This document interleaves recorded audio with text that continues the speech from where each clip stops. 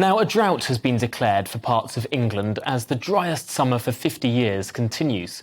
Parts of the southwest, southern and central England, as well as the east of England, are affected. Our national reporter Paul Hawkins is in Somerset and sent this report.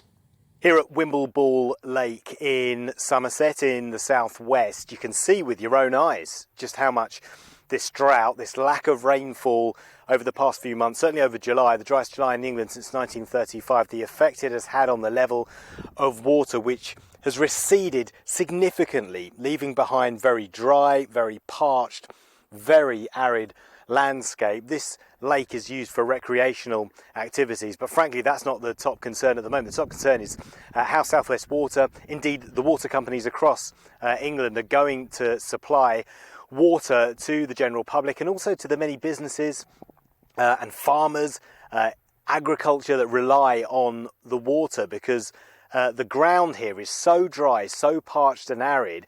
It's not just a problem for farmers who are trying to plant crops, who are trying to get crops out of the ground. The fact is, obviously that's not good for the seedlings and for the plants themselves, but the ground is so hard that it is difficult for the farmers to get their equipment into the soil, and it's frankly it's ruining the machinery, it's ruining parts of the machinery, making it very difficult to get their equipment into the ground to pull the plants out, which themselves are suffering because of a lack of rain. Now, how to change the situation? Well, the UK Centre for Ecology and Hydrology says we're going to need significant amounts of rainfall. In fact, exceptional rainfall for 1 month up to 3 months, really, if the situation is going to correct itself, if the levels of underground water and in the rivers and in the reservoirs are going to restore themselves.